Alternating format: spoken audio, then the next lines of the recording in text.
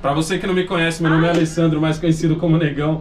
Para você que já me conhece, eu estou aqui com o príncipe Luiz Felipe de Orleans e Bragança. Tudo bem? Muito obrigado mesmo pela sua presença. Você não faz ideia do quanto as pessoas são fãs de você no meu canal. Quando eu aventei a possibilidade, falar que um dia desse eu trago o príncipe. Nossa, não, traz, corre atrás. Aí pedi pro Caio, o Caio sempre salva, eu falo que ele tem a maior agenda do mundo, tem todo mundo na agenda dele. E vamos começar, na verdade a gente já começou o bate-papo aqui e tal, mas eu queria fazer a primeira pergunta pra você, e ó, a primeira pergunta aqui, do Alessandro. Não entendo, vou direto ao ponto aqui. O que faz um príncipe? Bom, eu sou deputado federal, então você já sabe o que eu faço, né? Tô lá mais obstruindo, tô fazendo legislação, então eu tenho uma vida aí comum a deputado federal. Agora, a minha vida anterior, eu era empreendedor. E antes dessa vida eu era executivo de grandes empresas. E antes disso eu era estudante, então tenho todo aí um... Então não rolou carruagens, não rolou... Não rolou laudêmio, não rolou laudêmio também não. Então, enfim, eu acho que é uma vida bem normal, como qualquer outro brasileiro que teve as oportunidades que eu tive. Então, antes então você começou como executivo? Sim. Você é de empresona ou você tinha a sua empresa? Como não, que era?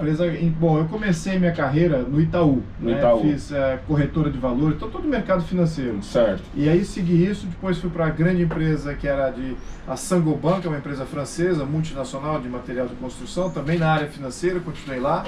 Fiz planejamento, orçamento, aquela coisa toda, sistemas. Isso eu estou falando em 93 a 96. Uhum. Aí depois fui para banco de investimento, também grandes bancos de investimento. E aí eu fui para uma grande empresa de mídia, que era a Time Warner, e uma divisão da AOL, ao contrário, fui para a AOL, que era uma divisão da Time Warner. E aí me expus a tudo quanto é tecnologia e coisa assim do gênero, até meus 35. Aí depois eu virei empreendedor, de 35 até alguns anos atrás. Aí eu fiquei desempresário. Fiquei desempresário.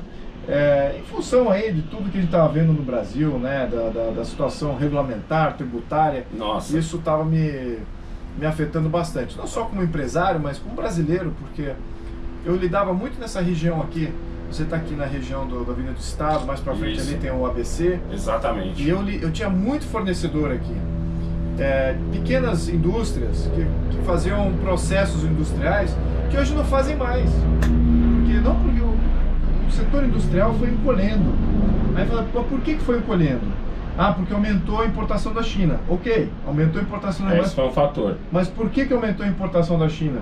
Porque a tributação e a regulamentação não permite que essas empresas, essas pequenas indústrias... Não dá para competir funcionem com eles. Aqui. Não dá. Então mesmo que você... E é só uma questão regulamentar, porque a mão de obra realmente não afeta tanto, porque é um processo industrial, né? Uhum. Mas a matéria-prima é nossa, então a gente tem uma competitividade aí na matéria-prima.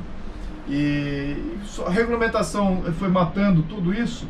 Não pode fazer um processo industrial numa tal região, ou era leis de zoneamento, ou eram leis ambientais, ou eram leis tributárias que tributam em toda a cascata. Eles estavam fechando, digitalizando tudo, então o microempresário não tem saída. Ele ficou exprimido Na verdade, acho que você até respondeu a minha próxima pergunta, que é: você não precisa. Então, por que você está na política? Por que você falou assim, olhou e falou, cara, tem que ser política? Eu era ativista, né? Então já estava na política, eu não precisava ser eleito, né? Certo. Eu poderia ter continuado essa vertente ativista. Aliás, fui muito aconselhado a continuar como ativista e não ser eleito. Mas eu já estava num nível de engajamento, ou seja, eu precisava de um projeto de lei. Eu precisava ver alguém defendendo alguma proposta que eu estava vendo como sendo necessária. E ninguém representava. Então eu teria que ir bater na porta de um deputado, bater na porta do senador, falar assim, tá aqui o projeto de lei, eu entregava a coisa pronta. Defenda isso aqui, apresente isso aqui. Eles, não, veja bem, tá. Não tinha vontade política. Então eu vi que exatamente. Não tinha a famosa vontade política. A coragem, a vontade, e não tinha visão de onde a gente queria chegar.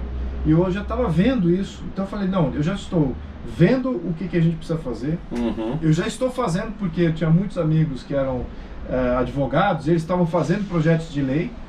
Então já estava com a matéria-prima, já estava vendo. E não estava vendo que os deputados... E a última ponta não queria te receber. Não queria entregar. Então, não queria entregar. Se não for entregue, eu não tenho nem como fazer ativismo. Porque, como eu até falo, uma coisa é você ter aquelas pessoas que estão engajadas em política, né, que assistem e tal, que é uma massa crítica de pessoas que seguem o tema, né? Certo. E aí você tem os ativistas, que se mobilizam, estão sempre na crista da onda do que acontece nas novidades, etc, etc. E que direcionam essa massa crítica de pessoas que gostam de política. Mas no final, na ponta final da lança, é o político. É o que vai apertar, vai submeter um projeto de lei, vai defender o projeto de lei, vai apertar o botão lá na Câmara ou no Senado. Hoje em dia a gente... Eu não sei se é porque o brasileiro está muito revoltado, às vezes está revoltado com a emissora, está revoltado com o político em si, e acaba fazendo meio que a chacota do político, certo? Pega o cara e começa a fazer... Um bom exemplo disso foi agora o Capitão Cueca. Mas o que eu acho é o seguinte, eu acho que às vezes isso não dói no cara. Não dói, não. Pra mim o que dói no cara é você simplesmente deixar ele famoso. Mas não famoso do tipo, vamos zoar esse cara, não. Famoso do tipo, ó, esse fulano aqui não está fazendo isso, isso e isso. Esse fulano votou contra isso, isso e isso, que é a favor da nação. Você acha que essa linha é melhor? Porque que nem o pessoal fala assim, não vamos mais assistir a emissora tal, a emissora X. Eu falo, cara, não adianta só você falar, não vamos assistir a emissora X, porque uma hora você vai querer ver um jogo de futebol, uma hora você vai querer sentar e só comer e assistir uma novela, entendeu? Uma hora você vai querer um jornalismo mastigado pra você, em que o cara só te dá a notícia, não para um minuto pra debater ela ali, entendeu? Então, não é muito melhor você chegar e falar, cara, essa emissora não está me representando, então, ó, patrocinador, não dá pra eu comprar de você enquanto você estiver trabalhando com essa emissora. Eu acho que isso choca, isso atinge muito mais, e eu acho que no caso do político é a mesma coisa, porque daqui 2 anos, de 2 em 2 anos, vai ser procurado. Você de casa, você vai ser procurado. Então, se aquele cara ficar famoso, não passou porte de arma. Mas eu queria o porte de arma. Então, quem não passou o porte de arma? Luiz foi a favor? Você foi a favor ou contra? A favor. Luiz foi a favor. O José da Silva não foi, um exemplo, desculpa se tiver um José da Silva de repente, o José da Silva não foi, então vamos deixar o José da Silva famoso, deixa a foto dele aqui dizendo, e daqui 2 anos vamos lembrar, porque daqui 2 anos ele vai querer. Você acha que essa é a linha? Essa tem que ser a linha. Vamos lembrar que aqui a gente tem uma nova classe de políticos. Certo. São políticos que reagem diretamente à opinião pública a todo momento. Quem me segue no meu Facebook, Twitter e Instagram, mais esse Facebook e Twitter, né? Mas eles me seguem e querem saber exatamente meu posicionamento, a votação de qualquer destaque da matéria principal e qualquer destaque e ajuste que possa ter. Então, esse tipo de eleitor, ele não pode ser frustrado. Exatamente. Ele está ali monitorando a sua prova. E se você violar aquilo que você representa, a punição é na hora você é punido. Então, esse tipo de eleitor é o melhor tipo de eleitor, e o tipo de político que representa esse eleitor é o político que é o mais polido possível, porque ele vai ter que reagir. E é esse tipo de político que eu particularmente quero promover. Acho que tem outros que já foram eleitos da mesma maneira, que tem uma base eleitoral bem direta, de comunicação direta. Agora, nós somos uma minoria, é visível isso. Você chega lá no Congresso, incluso o senador, tá? Então, Senado e Câmara. Você tem deputados ali que entraram agora, que tem alta visibilidade, talvez 1 ou 2 senadores também tenham, e os demais não têm, porque eles são eleitos pelo modelo antigo. Eles são eleitos pelo cabo eleitoral, pelo fundo eleitoral, que o cara vai lá, compra um prefeito, manda uma emenda parlamentar, faz lá uma crechezinha e fala, olha, eu que trouxe a creche, hein? Olha, lembra de mim, hein? E aí ele tenta angariar votos através de trazendo benesses. Aquele cara que gasta muito com o panfletinho. Pois é aquele cara que a gente vai achar o panfleto dele no chão. Exato. E eles têm concessão de rádio, eles têm concessão de jornal. Então eles agem com dinheiro público para se autossustentarem. Eles não gostam da gente, nenhum deles. Né? Eles não, e está até dentro do partido que eu estou. Então eles não gostam, eles veem isso como um problema. Então toda a legislação que está sendo passada agora é contra um deputado como eu, contra um deputado que é eleito sem fundo eleitoral, que é eleito diretamente pelos seus ativistas, seu contato com o seu eleitor. Eles não querem isso. E nós, ao contrário, nós queremos aumentar o tipo de representante que é assim. Você é a favor daquela candidatura, como é que fala? Independente. Avulsa, Independente. Independente. Você é a favor? Não só sou a favor, eu que estou liderando, ao menos na Câmara, toda a discussão disso. Sério? Absolutamente. Mas você não, ó, que tem, eu vejo, lógico, político velha guarda, que ele tenta defender o partido, porque senão vai virar bagunça, ou só vai ser eleito os famosos. Você acha que essa é a linha ou não? O que você pensa sobre quando o cara vem com esse argumento? Não, Luiz, mas também só vai ser eleito, sei lá, ator de novela, entendeu? O youtuber. Só o negão vai ser eleito, entendeu? Esperamos. O que você vê dessa linha? Você acha que... Como você combate isso quando o cara vem com essa ideia? O que você fala? Eu acho primeiro, não existe tal coisa como um presidente de partido que se coloca ali como tendo alguma importância superior a qualquer outro parlamentar. Certo. Todos ali são representantes da população. Então isso é a prioridade número 1. Se ele não está representando a população, aí eu faço a questão aqui para vocês, espectadores, e para você, Alessandro, se vocês lembram do nome de algum presidente de partido, né? Vocês lembram do nome de algum presidente de partido? Se vocês não lembram, é porque eles não representam vocês a priori, então nem deveriam ser parlamentares. Então essa que é a grande questão aqui. Você tem aí parlamentares com nomes, são anônimos, mas eles se protegem, eles são reeleitos porque eles têm uma série de alianças criadas no sistema. Certo. E o sistema que elege eles, não é eles que são eleitos por mérito de contato direto com a população. Então você vê aquelas propagandas tradicionais em todo o ciclo eleitoral que custam um absurdo. Aquilo é aquela coisa mais ridícula do mundo. Sem contexto e sem contato pessoal muito importante. Então queremos eliminar isso, porque é isso que custa, isso aí que gera todo tipo de distorção. Você não sabe quem cobrar no final das contas. Eu acho que tende a acabar. Porque, tipo assim, o presidente foi eleito com um celular. Exatamente. Um celular, ele parava toda quinta-feira. Eu sinceramente achava que ele ia parar com isso quando ele fosse eleito, e ele continuou, o que pra mim foi uma prova de macheza enorme, entendeu? Porque ele podia muito bem falar, ó, gente, desculpa aí, vamos fazer que nem os antigos e... Vou pra grande mídia. E vou pra grande mídia, e ele não, ele fez exatamente o contrário. E eu acho que outros partidos também vão começar a olhar isso, mais do ponto da moralidade, do de falar assim, caramba, mano, agora eu sou obrigado... Por exemplo, você, assim, que vai nessa linha também, você é daqueles que estão economizando, abrindo mão de algumas coisas ou não? Você, tipo, segura o que você tem? A gente fala que é privilégio, mas de certa forma tá na lei. É o seu direito, entre aspas. Sim. Você abre mão disso? Sim, eu tô... Olha, eu até saiu um estudo, esqueci qual foi a mídia, acho que foi a Globo ou a... não sei quem, eu não quero citar aqui nomes, mas que me colocou como o deputado que menos gastou até agora na cota parlamentar no ano. Então eu só tinha, até o momento que foi feito aquele artigo, eu só tinha 5 assessores, então eu diria que é o mínimo. Dos 25 você só tem 5? Só 5, mas agora eu tive que crescer por demanda até do próprio, porque eu não tava, qual era o custo disso? Eu não estava falando o que eu estava fazendo. Eu tinha feito mais de 100 projetos, agora a gente está batendo mais de 100 projetos, então eu precisei de uma equipe aqui para começar a disparar, para informar o meu eleitorado do que eu estou fazendo. Mas em termos de cota parlamentar, não gasto absolutamente quase nada. O que eu gasto em cota parlamentar? A minha ida para Brasília e meu trânsito ali. É o único custo que eu tenho. Alguém já chegou em você? Eu ouvi uma vez isso do Holliday. Do Fernando Holliday aqui, ele falou que quando ele começou também a cortar essas coisas, alguns vereadores chegaram nele e falaram assim, ó, cara, tudo bem, você quer cortar? Corta, mas não fala. Porque senão, tipo, fica estranho pro cara. Aí entra aquela coceirinha que eu falei que tem que ficar na orelha do cara. Eu não posso... Chegaram em você nesse papo, Luiz? Não chegaram, mas você sente que... Você sente o cara te olhar torto? Não, você sente que o parlamentar que não faz isso, ele está sempre se defendendo. Quando eu falo o que eu tenho, porque eu não fico falando isso também. Certo. Eu não fico falando assim, eu fui o que menos gastei, hein? Olha, eu só tenho 5 assessores. Mas deveria.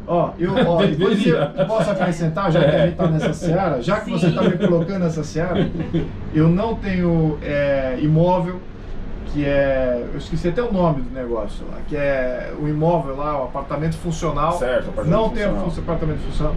Eu também não uso auxílio moradia.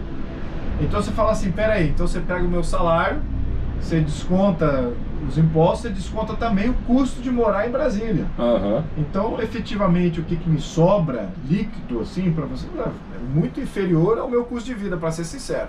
Tá? Mas aí você fala, bom, mas eu tenho um patrimônio, eu tenho outros investimentos, eu tenho outra coisa que me sustenta. Então eu estou quase que pagando para estar lá.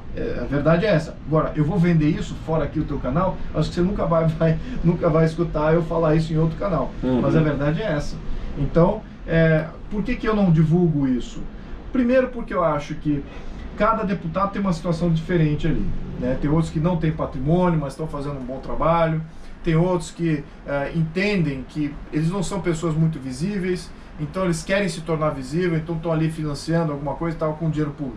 Eu particularmente sou totalmente contra. Você era relevante antes, e aí você entra pro sistema já com visibilidade, porque você tinha algum pleito, né, junto à população. Se você não tinha uma representatividade criada antes de ser eleito e dependeu do sistema de colocar lá na lista e você foi junto com a boiada, aí eu tenho uma crítica aí muito severa a esse tipo de comportamento. Então eu acho que a gente tem que balizar aqui e que a gente tem uma realidade de transição.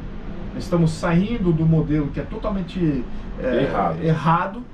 E alguns já começam a fazer a coisa certa, nem todos, mas tem muitos que estão fazendo a coisa meio errada, que querem fazer a coisa certa. Então não é bom perder. Mas aí o cara vai começar a perder tempo explicando, é que nem você falou. Isso é ruim pro debate, isso é ruim. Mas é bom que o eleitor valorize aqueles que estão fazendo a coisa certa. Também. Isso é fundamental, porque aí aqueles que estão ali no meio do caminho e que é um número bom, esses vão fazer mais pressão ainda. Aí você cria uma massa crítica para mudar tudo. Então estamos na transição. Se você radicalizar, tá dizendo, aqui tá então eu até perguntei uns que estão lá que falam assim, não faz tudo que eu faço, né? Certo. Mas você enxerga um bom trabalho. Sim, mas exato, eles não fazem tudo, mas eles estão fazendo um bom trabalho, estão fazendo coisa. Mas tem outros que são meio xiitas, fazem, mas então você está usando isso aqui. Então tá bom, então peça a esses que estão conclamando aí com a bandeira de pagarem a ida para Brasília, porque no ano você vai gastar aí 100 mil reais só de viagem. Só de viagem, né? Então eu não vou gastar 100 mil reais, eu já estou gastando do meu custo de vida aqui mês a mês, né? De fazer. Então eu tive que ao menos cobrar essa passagem para ir para Brasília para ir lá votar. Então tem alguns limites aí também, tá certo? Você não pode chegar assim, você tem que pagar a sua própria passagem, tem que pagar o seu próprio gabinete. Aí fala o seguinte, muito bem, meu gabinete é pequeno, só peguei gente altamente técnica e qualificada. Então cada funcionário que eu coloquei lá vale por 5. Então eu tive muita sorte na escolha. Agora, vamos entender, os partidos de esquerda, todos eles têm 25 assessores, motorista, carro alugado, usam o máximo da cota parlamentar, usam o máximo das verbas de gabinete. E para quê? O partido está dentro dos assessores. Se você for ver quem são os assessores, são todos deputados federais, estaduais que não foram eleitos. Então o partido sobrevive desse eu acho errado isso, porque é uma das regras que eu sempre bato aqui na tecla, é uma regra do novo. Eu sei que você é PSL, você está fazendo por sua vontade própria. Não é uma regra do PSL? Não é regra do PSL. Não é uma regra do PSL. Mas muitos do PSL seguem essa regra. Mas aí é uma coisa mais moral. Sim. E o problema de você usar a moral é que é tipo assim, você tem a sua, eu tenho a minha, o fulano não tem nenhuma. Exatamente. Eu gosto da coisa em regras. Isso. Por exemplo, no novo você tem a regra 10 assessores, você impediu 15 pangarés de entrar, porque você tem direito a 25. E é nesses 15 que nasce a rachadinha. Pega o meu irmão, Luiz, contrata o meu irmão, eu passo pra você o meu genro, tá enchendo o saco aqui, porque o cara não... Entendeu? Eu acho que a coisa tinha que ser em regra. Tudo bem, você conseguiu 5. Já o Vinícius, por exemplo, trabalha com 10. De repente tem um outro que trabalha com 8. De repente tem outro que trabalha com 20. Abriu mão dos 5. Mas eu acho que tinha que ter uma regra. Isso. Pô, eu conheço os assessores do Vinícius, meu, é gente assim que você fala, meu, é por isso que ele não tinha como ele fazer com menos ou com mais, porque esses 10 profissionais mesmos, entendeu? Não é gente que ele catou na rua e falou, vem pra cá trabalhar comigo. Ou é um ex-deputado. Não, é gente. Um futuro deputado. O Vinícius é chato. Eu falo aqui, eu tô falando, ouve essa, tu é chato. Ele pega pesado com os assessores dele, entendeu? Ele faz os caras valer o dinheiro. Mas olha, você falou um negócio bacana aqui. Você falou um negócio bacana, que quanto menos moral na sociedade, mais regras você precisa. Então você vê em que ponto nós estamos. Nós estamos num ponto de ter que não dá pra confiar só na moral. Não podemos só confiar aqui que, poxa, vai ter boas pessoas lá dentro. Eu faço esse ponto sempre. Você tá falando uma coisa que eu sou bem, você tá bem fiel dessa você ideia. tá numa câmara repleta de pensamentos diferentes. São quantos no total? São 513. 513 pessoas que vai do extremo lá pro extremo cá. Você consegue conversar com todos? Você tenta criar essa ponte ou só porque você está no PSL é tipo, acabou? Só falo com quem pensa igual a mim? Tem uns, todos que não são à esquerda, conversam naturalmente. Não tem nenhuma diferença, vamos dizer assim. Mas a esquerda radical, alguns ali você vê que não tem como conversar. Apesar de que, com a velha guarda, né, os mais antigos, aí, os líderes de partidos que estão mais tempo, eu tenho uma conversa muito boa com eles. Você acha que é por causa do PSL, do carimbo Bolsonaro em você? Ou não? É porque eles são difíceis mesmo? Eu acho que, por exemplo, porque eu acho que alguns já me conhecem, eu tenho uma maneira de conversar um pouco mais didática, certo, e meio professoral, assim. Então esse é o meu jeito. E a velha guarda, eles estão com essa cabeça mais de sabendo que está terminando ali o ciclo deles, querem deixar um legado, então eles conversam de uma maneira mais acadêmica, né? Certo. Agora, os mais jovens, eles são de batalha, eles são de guerra, eles querem vencer. E eu sou inimigo natural. Eu acho que eu sou o maior inimigo da esquerda. Eu acho que se for olhar assim, hora... o fato de eu existir gera problema para muitos da esquerda. Então eles não concebem nem a minha existência como sendo algo tolerável. E você vê isso. Mas claro que é uma exceção ou outra, tá? Também não posso falar... Mas você fala por causa do... sei lá... Porque, bom, o óbvio, né? Você é príncipe? Você é príncipe? Os caras já te olham... Eu tenho uma ascendência conhecida. E a narrativa da qual eles vivem, aquilo foi horrível. Aquilo é uma coisa, assim, execrável. Então, eles não conseguem conceber que eu ainda estou aqui, vivo, estou aí... Escolhido pelo povo. Escolhido ainda eleito. Entende? Então escolhido pelo povo. Ali rompe a narrativa deles. Rompe completamente. Então, eles não conseguem, talvez, lidar. A gente chama aqui de bugar. Muito buga. Buga a cabeça. Pô, como é que o cara é príncipe foi eleito pelo povo? Que povo maluco é esse? Aí começa a falar mal do povo, né? Esse povo, tá vendo? O povo não sabe nada. Então, enfim. Mas eu acho que o âmbito lá, não posso dizer que é um âmbito agressivo. Eu acho que, até surpreendentemente, eu me sinto bem recebido, tá? Não vejo esse antagonismo, não vejo esse... É mais assim o pessoal que o outro, o pessoal mais jovem, entendeu? Exceção, que olha pra você e fala, cara, que é o príncipe. Não, o príncipe. Cara aí não dá nem pra conversar. Começou a falar... E quem perde é o Brasil. Quem perde é o Brasil. Porque tem certas coisas, eu tiro... Tudo bem, tem o cara que é lá à esquerda, o cara que é à direita, e tem coisas que são concretas como a reforma da Previdência. Tinha que fazer e pronto, e acabou. O Lula tentou, a Dilma tentou, Temer tentou, entendeu? Ou seja, havia-se um entendimento de ambas as partes que deveria ser feito.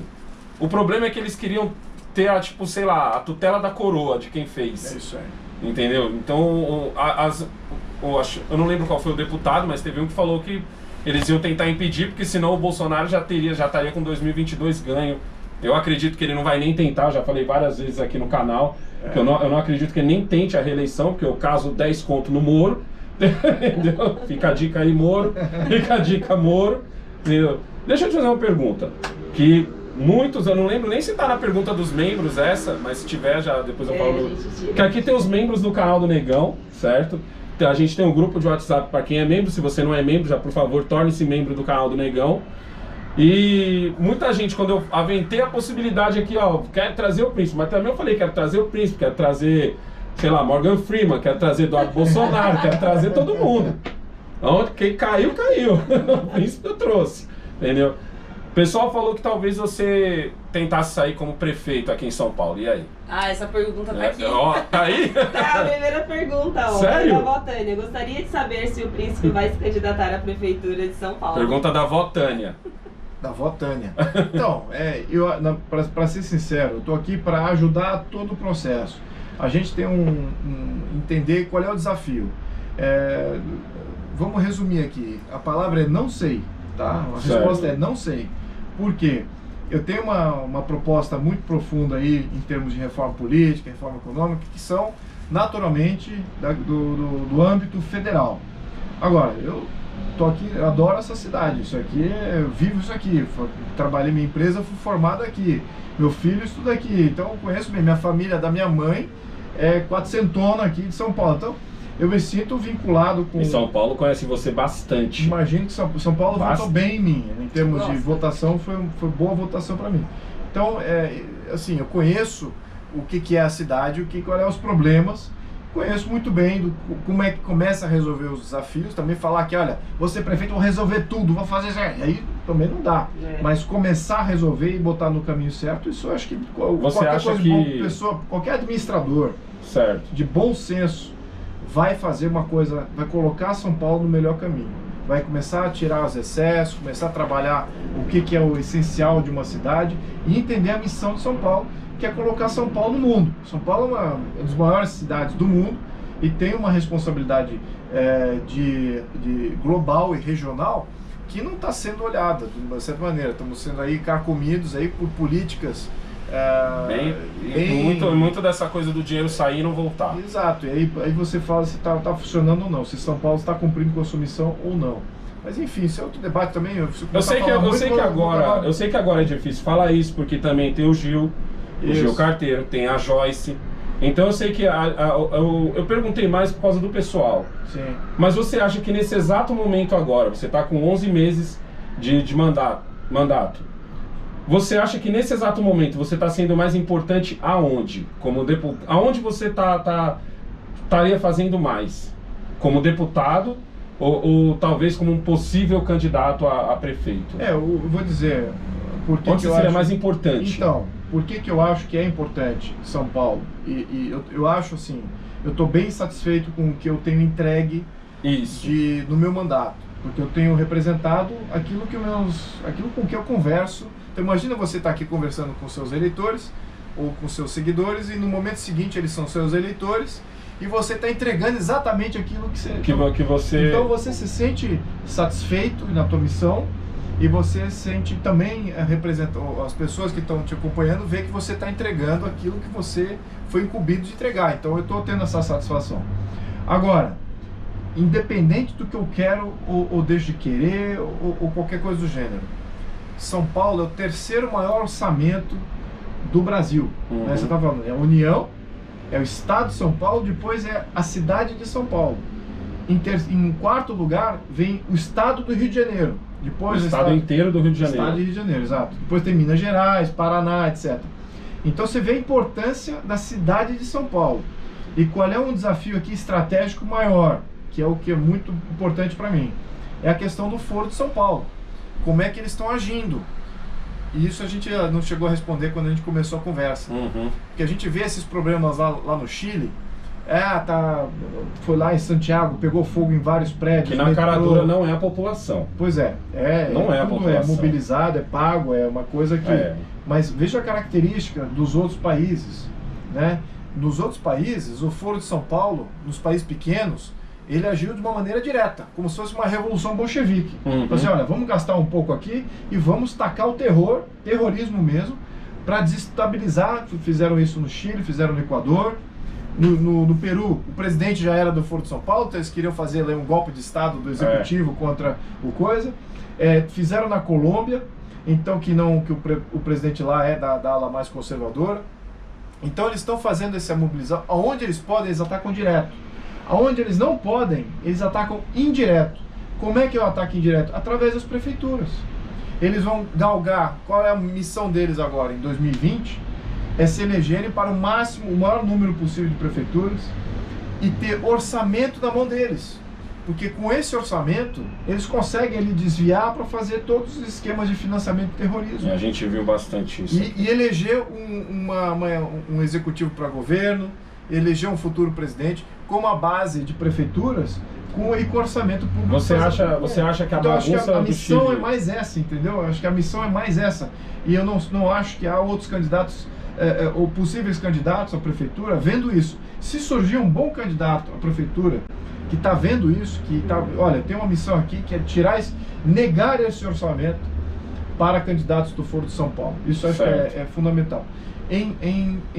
No mesmo nível de prioridade, tornar São Paulo uma cidade, honrar a sua missão de ser uma cidade regionalmente importante e globalmente inserida, eu acho também uma prioridade muito importante. Se você aparecer algum outro candidato aí que tenha esse perfil, ótimo, acho que já estou eleito. Mas no caso é importante já para os caras não pegar poder. Exatamente. Não ter, que nem você falou, o orçamento. Isso, que é indireto, o jogo no Brasil é indireto, não vai ser... o Foro de São Paulo, eu não acho que vai ter aquela... Não vai ser um pé na porta que nem tá rolando agora no Chile. Exatamente. Não vai ser aquele terrorismo geral, o Brasil pegando fogo. Então o AI-5 do Eduardo não vai rolar? Não vai rolar, de jeito nenhum. Não é uma pena, porque muita gente que eu conheço, nossa, já tá ligando pro exército perguntando, vai precisar de mim? Entendeu? Meu pai tá aqui doido pra que role. Entendeu? O que você achou dessa declaração dele? Não, ele fez acho que ele tentou fazer uma suposição acadêmica, exagerada no último. Exagerado, mas a interpretação, óbvio, que ele sendo o contexto, ele não poderia ter feito isso. Por exemplo, um professor da USP poderia ter falado isso. Supondo que haja e tal, não sei o quê. Aí vamos supor. Aí, como ele não é um professor da USP, ele é um deputado federal. E ele mais votado do Brasil. Mais votado do Brasil. E ele é filho do presidente, então um contexto para fazer um comentário desse não estava correto. Então a interpretação também não saiu correta. Então acho que foi infeliz, ele já se retratou, já se desculpou, então acho que não tem mais nada a se tratar sobre esse tema. Claro que eu acho que a oposição vai mastigar isso que nem chiclete. Num péssimo momento. É isso que eu não me conformo, num péssimo momento. O pessoal às vezes fala, negão, mas você tá puxando o saco do mito. Mas cara, o cara acabou de ir para os Emirados Árabes, acabou de fazer um rolê na China, tá trazendo dinheiro dos dois lugares. Mas são duas ditaduras, negão. Ditadura de um lado, ditadura do outro. Mas o que foi que a gente viu nos últimos 16 anos foi o nosso dinheiro, o meu, do Luiz, da Cleide, do Jamal, quando vai comprar uma bala fine ali, entendeu? O nosso dinheiro foi para fora. Isso pra mim é o cúmulo do absurdo, entendeu? E agora o dinheiro tá voltando. Eu até tava falando pro Luiz que a sucata do Brasil, grande parte vai pra China. Se a China diz não dá pra comprar sucata agora, Brasil, aí ferrou, o preço despenca, entendeu? E taxa Selic com um monte de... Quanto você falou mesmo que ele tá trazendo de dinheiro? 10 bi de dólar. 10 bi de dólar, 40 bilhões de reais. Aí você vê que... Isso somente de alguns poucos países. Lembrando que no ano, geralmente em um ano, quando era bom, na época Dilma, me lembro que no ano recebia 60 bi. Então, e do mundo inteiro. Então aqui só de um... Só foi ali. Tá recebendo 40. Então tá bom. Tá, entendeu? Boa. Aí a gente acaba às vezes desviando. Eu tenho uma frase aqui, Luiz, que é a seguinte. O Bolsonaro, o Eduardo, o Carlos, a família Bolsonaro, vamos colocar todo mundo assim no mesmo balaio. Um deles vai lá e coloca fogo num guardanapo, certo? Aí o pessoal da esquerda fala que ele colocou fogo num prédio. Aí o pessoal da direita tem que pegar a água de apagar o fogo de um prédio para apagar o bendito do guardanapo, mano. É isso aí. Olha o momento que a gente está vivendo de trazer essa grana toda. Eu sei, tem gente que vai falar, mas que a ginástica, ela é O Caio teve aqui, ele falou uma frase muito legal, que às vezes as pessoas torturam as palavras para que elas façam sentido, o sentido que você quer. Vai, mas é aquele isso, ele aquele, esse negócio do Eduardo vai ficar um mês aí, enchendo o saco justo agora, tá ligado? Num momento tão legal. E outra coisa, vamos falar também agora, vamos tocar agora aqui no anal PSL. Ele está dividido, o Bolsonaro vai continuar no PSL, como você vê isso daí? A divisão, ela é total, né? Isso é total do ponto de vista, vamos lembrar, a gente acha que os deputados que estão lá, na divisão, um grupo de deputados vai votar diferente do que o outro grupo de deputados? Não, não é o caso. Não é esse tipo de divisão. É esse tipo de divisão. A divisão não é na visão ideológica do partido. Se tiver diferença, é diferença pontual, micra, e talvez até eu seja o mais divergente disso tudo. Uhum. Mas é muita simbiose ali, em termos de votação. Então eles são amigos na missão de resgatar o Brasil aí. Colegas de trabalho para resgatar o Brasil. Exatamente. Então a questão é mais administrativa, como é que você administra o partido, o que o partido representa, como é que o partido é gerido. Então isso tudo tem gerado preocupação de uma boa parcela dos deputados, incluso o presidente. Como é que chegou à tona esse processo todo? Lá atrás, no início desse ano, eu já tinha manifestado para o próprio presidente Bivar que a gente precisava rever o estatuto. Certo. E eu já tinha até reescrito o estatuto com juristas, me ajudaram, reescrevi o estatuto do partido e, claro, inserindo muita coisa que a gente até discutiu do novo, lá dentro do estatuto. E eu submeti isso para ele e ele falou, não, vamos tratar disso, os advogados vão olhar.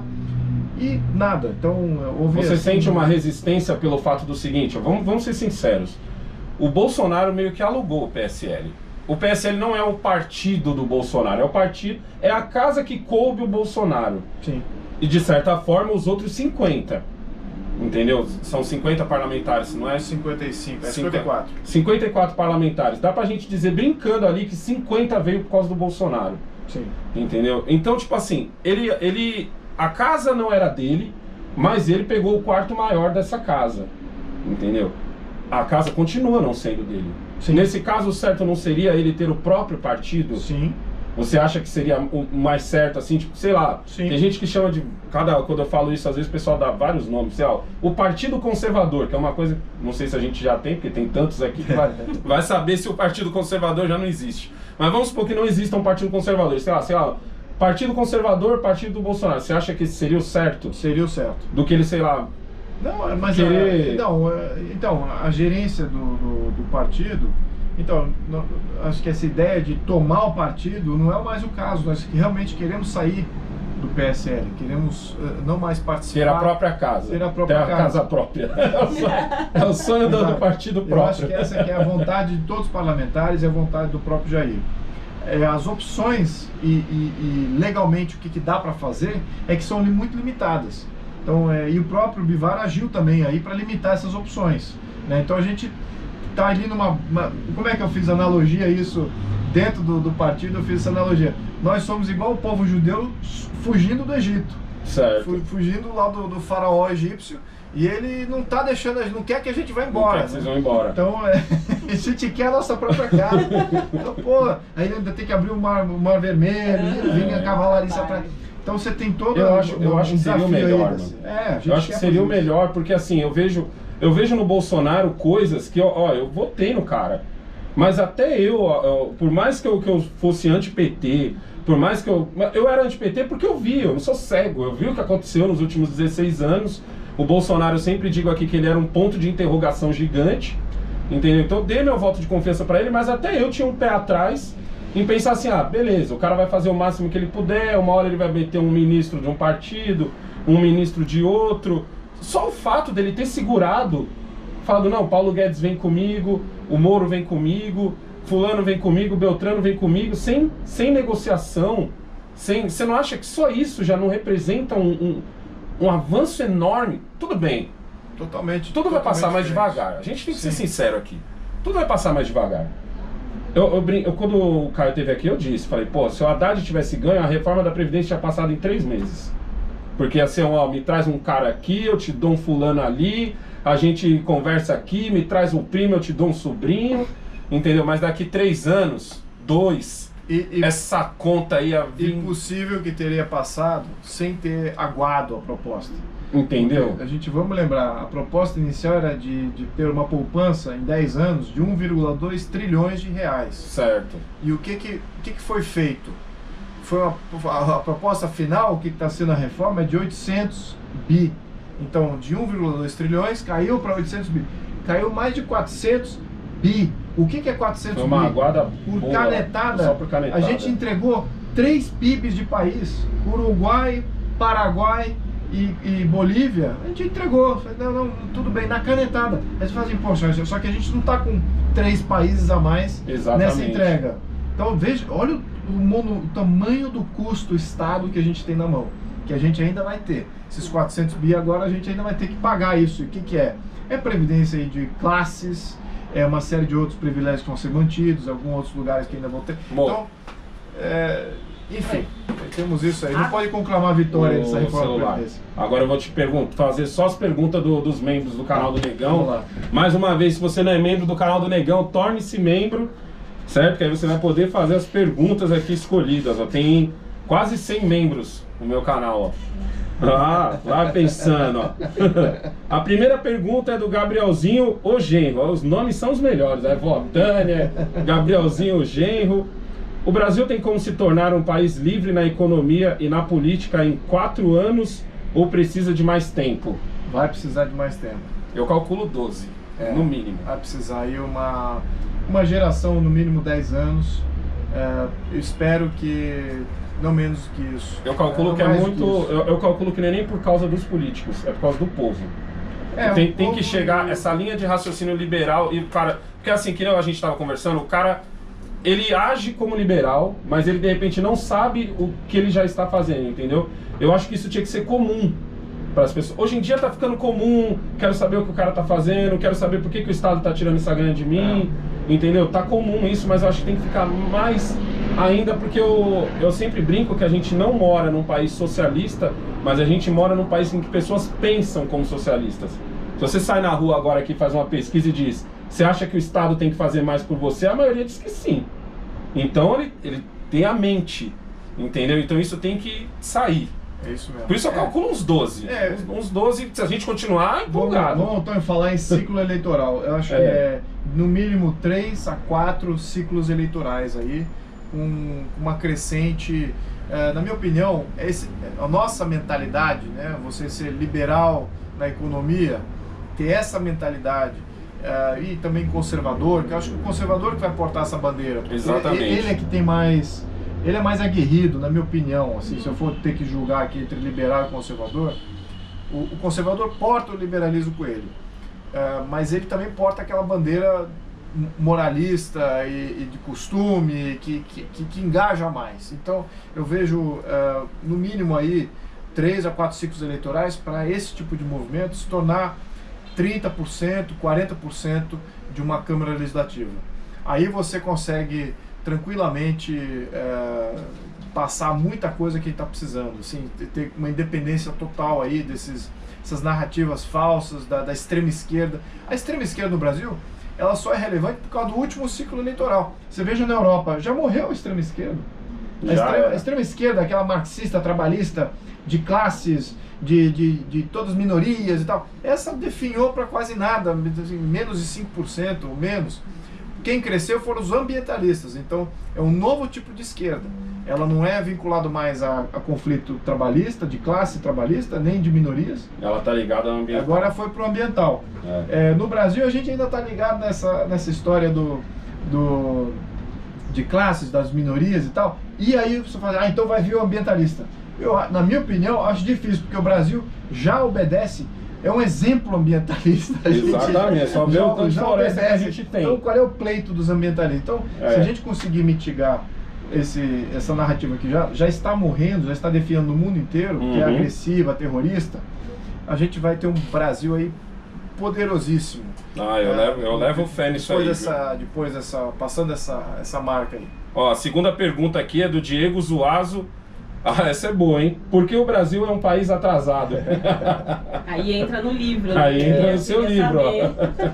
Olha, o livro resume, a gente tem um modelo político que é um modelo de controle e domínio. Isso. E ele é oligarquizado. Então as oligarquias políticas e econômicas tomam conta do modelo político. Ele não é um modelo aberto à interferência direta da população. Tá? Aí você fala, isso é coisa de esquerda. Sim, é de esquerda, só que do ponto de vista da direita, ele também é estabilizador. Se você tem um pouco mais de democracia direta ali, para quebrar com essas oligarquias, senão você fica só com um Estado autocrático que domina e controla tudo. E o Estado que domina e controla tudo, ele nunca vai ser a favor da livre iniciativa. Então, por isso que economicamente a gente não tem a livre iniciativa, o livre mercado. Por causa de uma questão política e arranjo político. É basicamente mais para trás, por isso que o Brasil é um país atrasado. Mais para trás isso foi mais forte. Hoje em dia talvez seja um pouco mais fraco. Mas você sente que tem alguns políticos que, de certa forma, querem um pouco o atraso do Brasil? Eu vejo nitidamente isso. Nós estamos piores hoje em termos de Estado e regras de partido do que a gente estava com a Dilma. Tá? Olha o que eu estou falando aqui. Na época da Dilma, as regras partidárias não eram tão... O que a gente votou só esse ano? A gente votou que os partidos têm liberdade total de como se organizar, ou seja, não precisa ser transparente e pode organizar da maneira que quiser um partido. Segundo, a gente votou aumento do fundo eleitoral e do fundão também, do fundo partidário. Então agora eles têm mais dinheiro. E votamos uma terceira coisa, agora eles podem usar o dinheiro como eles quiserem. Então eles podem comprar imóveis. Você imagina o PSL... Isso para mim foi um tapa na cara. Você imagina o PSL, que é um partido a priori aí, que está vindo com essa nova... Mas imagina um outro partido, esquece o PSL, que temos um outro seara. Mas imagine aí um partido estabelecido, PMDB, ou um PSDB, ou um PT, que vão estar recebendo mais de 100 milhões de reais de fundo partidário. Eles podem comprar imóveis, pagar advogados, podem pagar multa de problemas que eles mesmos causaram de administrativo. Então o cara pode errar nos diretórios, nas executivas estaduais, o cara pode errar à vontade. E se rolar uma multa... Rolou uma multa, quem é que paga? É o fundo partidário, é o fundo eleitoral. Então ele vai entrar lá para sanar a má gestão do partido. Então você imagina que agora você é um partido, recebe mais, tem mais liberdade. E você, qual é a diferença então do partido que recebe tudo isso e de uma autarquia, que é uma agência reguladora que sofre todo tipo de controle? Então a gente tem que ter controle dos partidos também, e eles não querem. Então os caciques de partido, literalmente, eles querem engatar ré e acelerar com tudo, com turbo, para voltar atrás assim, olha, de jeito nenhum a gente não quer evoluir para uma democracia mais participativa, como a gente está vendo agora com esses novos candidatos. Nossa. Terceira pergunta aqui do Deusimar. Uma monarquia no Brasil sairia mais barata do que esse estilo de governo que o dinheiro público do que esse estilo de governo que o dinheiro público é desviado pelos políticos atuais? Você acha que a monarquia seria mais barata? Sim, absolutamente. Você tem até comparativos das monarquias da Europa, sobretudo a espanhola, como foi a monarquia espanhola custa menos que a república, o presidencialismo português. A Espanha é 4, 5 vezes maior em termos de economia do que Portugal. Nesse tem outros caso exemplos assim comparativos. seria tipo a da Inglaterra, que tem quando alguém fala assim, a monarquia dá a impressão que é tipo a da Inglaterra. Você tem uma rainha, mas você tem um parlamento, ou nesse caso isso é o parlamentarismo. Sim. Olha, qual que seria a diferença? Primeiro, o modelo que governa é o ismo. Certo. Então, se você tem um modelo parlamentarismo, o parlamento é que governa. O que faz então o monarca? Ele veta excesso. Então, fala, você cedeu aqui, você cedeu lá, tem problema de corrupção aqui, ele só veta, mas ele não define. Fala assim, essa lei aqui, como a Lei Áurea. A gente fala da Lei Áurea. Quem que escreveu a Lei Áurea? Não foi a Princesa Isabel. Foram os senadores, foram os ativistas dos senadores. A Princesa Isabel, ela ratificou, ela só sinalizou que ela vai aprovar. Então é basicamente isso, mas ela podia vetar também, fazer, não vou assinar não, entendeu? Então é o poder de veto, é o passivo. Então todo o governo e a discussão é feito no parlamento, decidido lá, o executivo e o legislativo, e aí você chega pro chefe de Estado, e o chefe de Estado que ratifica. Então é passivo. Então esse é o novo modelo. Agora, outra coisa que é bom pontuar aqui, e eu tenho falado isso também abertamente, ela não precisa ser remunerada. Ela não precisa ser remunerada, porque é o poder cívico, é uma função cívica. Se a gente conseguir estruturar o Brasil da maneira que eu acho que é o modelo certo, é que o governo central mande somente em coisas de cunho nacional e não governe estados e governe todo o território como ele governa hoje. Hoje ele interfere em todos os estados, todos os municípios, o governo está ali minuciosamente, a burocracia central está super... Se a gente delegar isso para os estados e municípios, o governo central vai fazer muito pouca coisa em termos legislativos e não vai governar, ele vai só diplomacia, relações exteriores, a moeda. Então é coisas que não envolve governo, sabe? É uma coisa de Estado, controle de Estado, é o Ministério da Justiça, etc. Então ele não precisa nem ser remunerado, é uma função cívica. Nunca vai ser raro que você vai ter uma necessidade de ter lá o rei a todo dia lá despachando. Você seria rei? Não, eu não seria rei. Eu não seria, não. Mas tipo que, mas não porque você não está na linha sucessória? Quem seria? Dom Bertrand? Sim. O irmão do Dom Bertrand, que seria o Dom Luís. Depois do Dom Bertrand. Aí, deixa eu aproveitar aqui o gancho. Já não ia ganhar a coroa. Não, Neto mandou uma foto do príncipe com a coroa aqui na cabeça, porque eu dei uma foto no grupo. Eu vi que você defende um quarto poder, né, pra meio que garantir, porque a gente vê muita confusão aí entre os poderes, né, o legislativo, o executivo e o STF, principalmente, que anda deixando muito a desejar, que a gente tem muita reclamação. Como que funcionaria isso? Bom, você tem os três poderes que governam, né, que é o executivo, o legislativo e parte do judiciário também. Ele está sempre ali dizendo se é constitucional ou não as leis, então ele é parte de governo, né? Mas você precisa de um freio disso, e o freio é o chefe de Estado. Então várias agências que hoje são nomeadas pelo Poder Executivo tinham que ser nomeadas pelo chefe de Estado e não pelo governador do Brasil. Caramba! Né? Isso é que essa separação é necessária. Então o Poder Executivo, que é aquele que governa, ele não pode ser o mesmo que representa a nação, na minha opinião e na opinião de vários estudiosos aí. Você tem que separar essa função. Então o chefe de Estado, o que ele olha? Ele olha as instituições e o equilíbrio e a estabilidade política e econômica do país. Então se o governo entra lá e fala, agora vamos fazer isso, vamos fazer obra, vamos se endividar e blá blá blá. E poxa, e o chefe de Estado fala assim, peraí, isso aqui, esse endividamento você não paga no seu mandato, você vai deixar comprometer a nação para milênios. Então, de jeito nenhum. Então ele freia, ele veta.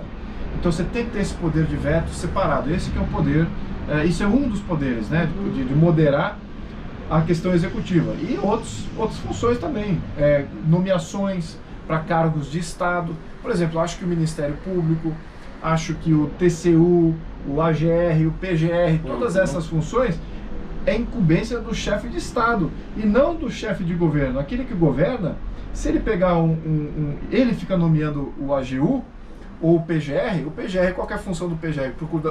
Procurador-Geral da República. A função dele é monitorar o executivo. Então como é que eu sou executivo e eu estou nomeando o meu próprio monitor? O cara que vai me fiscalizar. O cara que vai ficar de olho em mim. Exato, você precisa de um chefe de Estado para fazer essa nomeação. Aí sim você está dizendo. Eu acho que você respondeu já a próxima pergunta, na verdade. Que a próxima aqui é da Bela. A Bela tá na França. Olha isso, hein? Não é fraca não. Ela é portuguesa e tá na França. Assiste a gente diariamente. A Bela tá aqui. Brasil, monarquia. Como seria a reação da realeza diante da postura dos ministros do STF? É mais ou menos o que você acabou de responder, de ter o quarto poder para resolver. Aí a questão, cada monarquia é diferente uma da outra. Certo. Cada arranjo é diferente. A gente pode falar que, no grosso modo, é uma monarquia parlamentarista. Agora, quanto de poder vai ter, quanto de poder de veto vai ter o chefe de Estado, essas minúcias são definidas numa Constituição, num debate, etc. Agora, eu sou partidário de que ele possa vetar, talvez ele não sozinho, mas tem um quinto poder aí, né, que a gente tem que resgatar, que já está mais ou menos na Constituição, e que estava na Constituição de 1824, não está mais, e que está ali na Constituição de 1988, mas está meio escondidinho, que é o Conselho de Estado. Na Constituição de 88 tem o Conselho da República, né? Então a gente tem que fazer esse Conselho de Estado de nomes mais tradicionais, antigos, da administração pública, da administração privada, não remunerado, que eles também têm um poder de veto. Eu acho que podem até nomear ministros de STF e tal, e talvez até fazer o recall desse pessoal, fazer, olha, acabou minha confiança aqui em vocês, vamos tirar alguns aqui do Mas cara. será que teria maturidade os caras? Então. A gente nunca está preparado para coisa boa. Exatamente. Nunca, mas também nunca está preparado para coisa ruim. Então temos que fazer a coisa certa. Eu acho que a gente faz o que é certo. Quem tem ética e princípio alguns bons vão defender aquilo que é certo. Exatamente. Rezar que a moral deu um toque no cara. Exatamente. Mas assim, se a gente for regulamentar achando que, putz, olha, não temos capacidade de autogestão, que a gente não tem gente capaz de ver o país como um todo, de discutir visão de país, então vamos criar um modelo contra isso, aí você nunca vai ter isso. Né? Então a gente tem que fazer aquilo que os poucos que estão com poder tiverem essa visão e fazerem a coisa certa, vamos defender isso todo ao longo do caminho, a cada ciclo eleitoral. Eu acho que você acabou respondendo a 5ª pergunta. Eu vi a sintonia, adiantando, né? O canal tem essa sintonia. As pessoas pensam muito parecido. Que é da Regiane Rocha. A Regiane Rocha é a nossa moderadora aqui das lives. É ela que, o cara veio com gracinha, ela já corta o cara. E aí o cara vem reclamar comigo, eu falo, não, eu assino embaixo. Entendeu, Regiane? Que a pergunta dela é, na sua opinião, quais seriam as vantagens desse regime monarquista em relação ao atual? A primeira vantagem é que você vai ter estabilidade política. Você não ia ficar nessa novela mexicana de cada 4 anos, quem que vai ser o presidente? E agora? Aí fica essa polarização política e o país... Mas você ter o primeiro-ministro, essa briga também não dá na mesma? Mas veja então, quantos primeiros ministros nos últimos 30 anos levaram facada? Porque não estava uma polarização tão grande. Porque o primeiro-ministro, ele é um primeiro dentre iguais. Ele é um deputado federal, que foi eleito junto com os outros deputados federais, e ali... Ele seria tipo, vamos dizer agora, o Rodrigo Maia? Seria nesse caso? Que é o presidente da Câmara? Em relação à função, né? Aí você quer destruir a ideia aqui já imediatamente. Em relação à função. Já matou a ideia. Porque o Rodrigo é o presidente da Câmara. Num regime parlamentarista seria o presidente da Câmara, o que a gente tem hoje como presidente da Câmara. Mas eu sou contrário o sistema é tão ridículo hoje. Vamos entender o seguinte. Olha, quem é o presidente da Câmara? É o Rodrigo Maia. Rodrigo Maia. Tá? Ele recebeu menos votos do que eu, por exemplo, ou do que vários outros deputados ali. Mas tudo bem, o Estado era menor, então, independente dessa discussão. Mas vamos supor que o presidente da Câmara, ou seja, ele é escolhido baseado numa votação indireta dos deputados ali, que escolhem o presidente da Câmara. Imagine que houvesse 100% de renovação. Que os 503 deputados são deputados de primeiro mandato. Certo. Então imagina o seguinte, ninguém conhece o regimento, ninguém sabe como funciona efetivamente a casa, e dentre esses que não sabem nada, a gente tem que eleger um presidente. Então veja o risco que é o atual modelo. Como é que é na Inglaterra? O Speaker of the House, ele é um funcionário do Estado. Ele é o regimentalista do Estado. Então você tem o Speaker of the House, que fica ali, order, não sei se você viu o parlamento inglês funcionando. Tem um cara ali que fica, order. E o primeiro-ministro está sentado junto com os outros deputados. Ele não seria o presidente da Câmara. Ele não tem Exato, então a resposta é a seguinte, ele não seria o presidente não seria equivalente ao nosso presidente da Câmara. Exatamente, você tem um regimentalista, que é separado, ele é uma função de Estado, para manter a conversação. E aí, de um lado, da esquerda e da direita, e dependendo de quem for o primeiro-ministro, se ele é de direita ou de esquerda, ele se levanta para atender o que é o tema que é colocado pelo regimentalista. Certo. Então, veja que é diferente o posicionamento aqui. No entanto, ele tem poder executivo. E, ao mesmo tempo, ele tem representatividade legislativa dos partidos que estão ali para fazer parte do bloco governista. Então é muito mais rápido, é muito mais direto. Tudo é mais agilizado. Mais agilizado. Hoje você tem o Poder Executivo e ele manda lá uma medida provisória e cai na Câmara Federal. A Câmara Federal tem um arco-íris de partidos e o partido que é do governo tem 10% e não faz parte de uma grande coalizão, e o presidente da Câmara é de outro partido e ele é partidário, o presidente da Câmara é partidário, então ele não é um regimentalista, então ele também vai colocar o que em pauta o partido dele, as vontades dele. Então você veja como o atual modelo não tem como dar certo aqui. Geralmente eu falo isso, não tem como a República dar certo, e o pessoal acha que eu estou militando, mas eu estou apontando erros. Só acha que você quer a coroa? Exato. Tem alguém que manda essa, né? Que você quer a coroa. Eu estou apontando erros estruturais graves. Mas, Luiz, de qualquer sistema não vai funcionar. É conflito de interesse total, né? Vira um conflito de interesse para todo lado. O governo quer uma coisa, chega lá o presidente da Câmara, que é de outro partido e tem outras vontades, aí ele acomoda a oposição, acomoda o centrão, não bota em pauta, deixa outra coisa entrar em pauta. Então, isso não é a simbiose que eu acho que seria positiva. No modelo parlamentarista, o ideal seria você ter o executivo, que não propõe nada, né? Ele é só um vetador de medidas, e o executivo, tem o chefe de Estado que é que veta, e o executivo que vem dessa dinâmica de partidos. Como nós seríamos o maior partido, nós teríamos aí o poder executivo dentro da Câmara. E, claro, e pautar aquilo que o executivo quer, o que a população quis. Entendeu? Essa que é a dinâmica aqui. Aí quem seria o chefe da Câmara? Seria um regimentalista, que só controlaria o debate, mas nada. Então, as coisas acelerariam mais. Muito mais, eles teriam representatividade, por isso que a gente fica frustrado. O eleitor fica frustrado, poxa vida, mas eu achei que ia passar esse negócio das armas, por que não passou?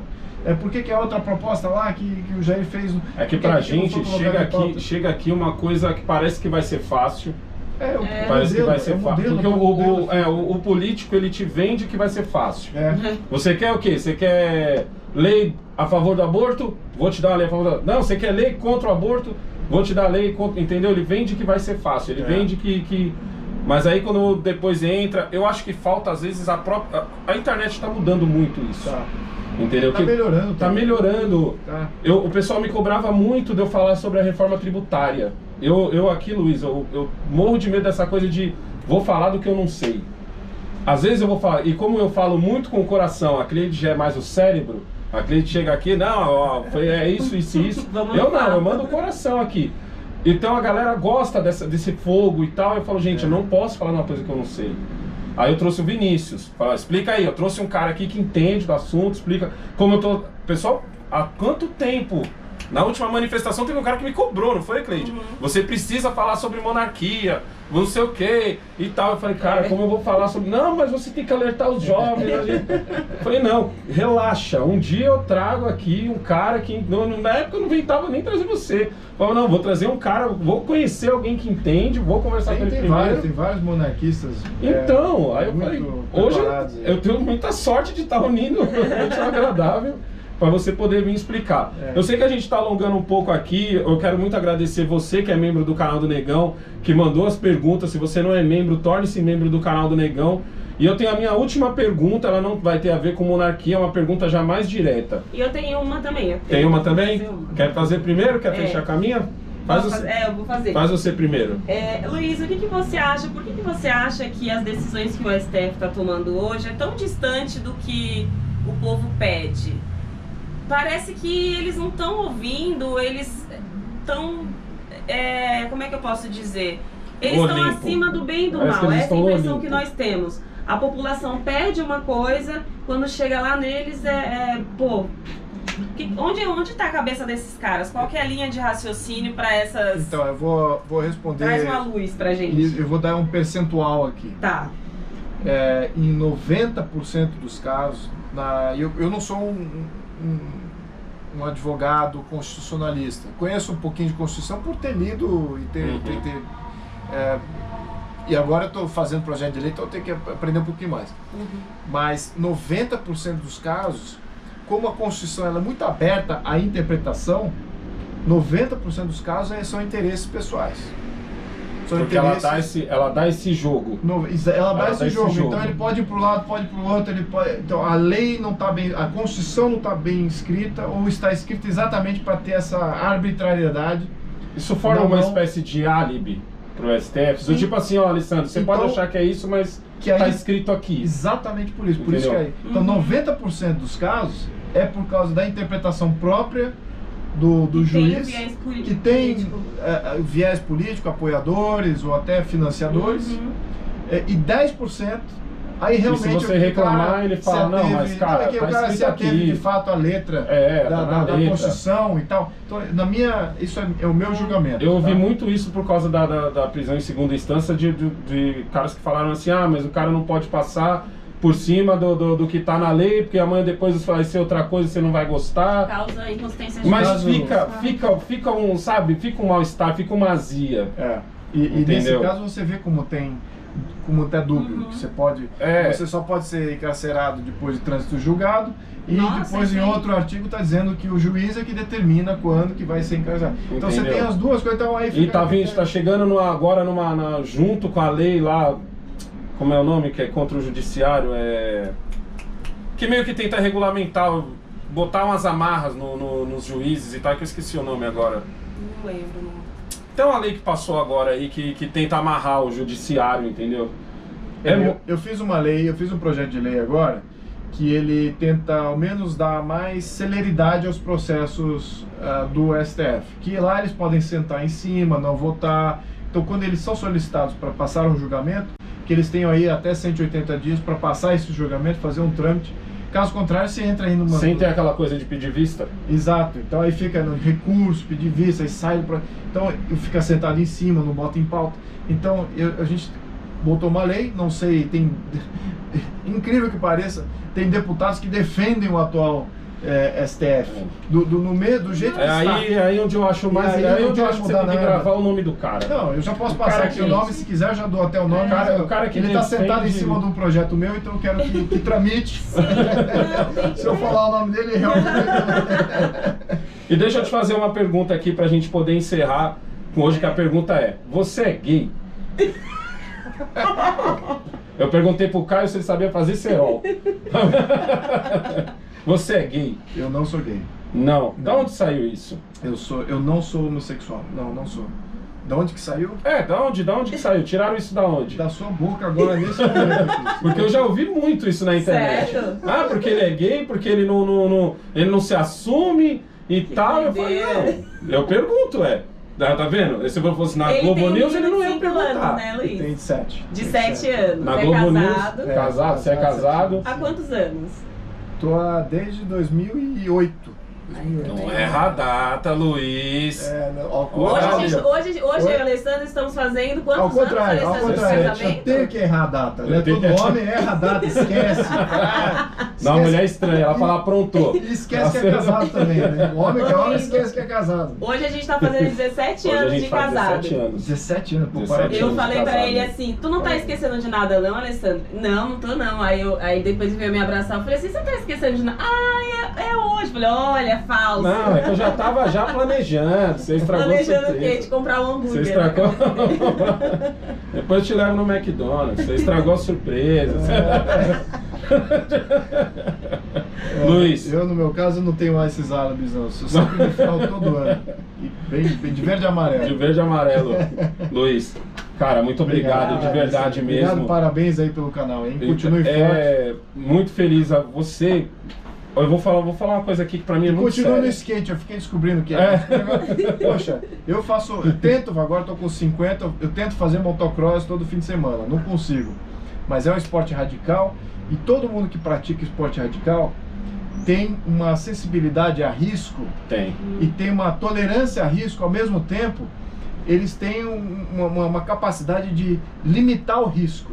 Eu imagino que você seja assim, porque você tá inteirão. O camarada fala que eu arrumo então... eu invento manobra pra não me arriscar muito. As muletas, a gente chama de as muletas.